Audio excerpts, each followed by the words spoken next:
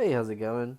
This is my video for Lab 1, which is for the food preparation basics. Right here, I am um, doing the boiling water, boiling point part of the lab where I boil water and then I add different materials to it, or not materials, but ingredients, starting with salt, which is what I recorded here, and then sugar and cornmeal as well. And for those results, for each tablespoon I added, the temperature would increase. And for salt, I got 208 degrees Fahrenheit. All these are in Fahrenheit. And then 211, 213.5, and then 217 for each tablespoon of salt that I added. And then I did the same for sugar, and for sugar I got 208, 209, 209.5, and then 210. And then for cornmeal, whenever I added that, I got 210, 210.5, 210.5, and then 210.5 again. This is my cornmeal, and that was my sugar that I use every day for my coffee. This is a little mistake that I made. I left it unattended for like 5 seconds and then it boiled over. That was not cool. But I cleaned it up afterwards, so it was okay. I was not expecting that. And then that was the first part of the lab. Here I am moving on to the second part of the lab, and I'm preparing cookies in 3 different types of pans. The first pan that just went in was the dull pan. This one is the shiny pan, and then the next one is the glass pan. And I found that the dull pan hold on. I'm going to set the timer for 13 minutes, and then I'm going to take some time to eat some cookie dough and catch up on a few other things.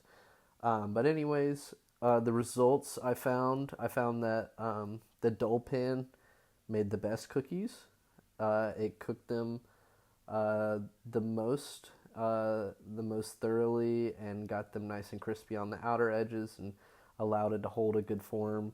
And the shiny pan did a little bit worse. It definitely cooked a little bit slower and was a little bit undercooked when I ate them, but not like too bad. But they were about to fall apart whenever I was holding them, but they were still good. And then the glass pan just kind of like didn't do well at all. Whenever I try to scoop it up, it just like kind of just moved the cookie around instead of like actually scooping it up. Although I did manage to get one up, but it just was not cooked very well at all.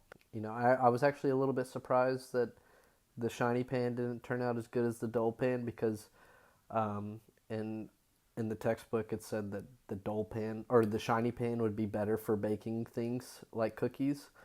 And it actually turned out to not really be my favorite. It didn't give me the best texture that I was looking for. But overall, it was pretty good. I think that I might just not have cooked it for the proper amount of time, which is why they might not have. The instructions on the cookie dough said 11 to 15 minutes, and I went for about 13 minutes. Maybe if I went for about 15 minutes, the shiny pan would have made some really good cookies, although they were still really good. And then the dull pan probably would have burned them. And the glass pan, I don't know. I have no idea.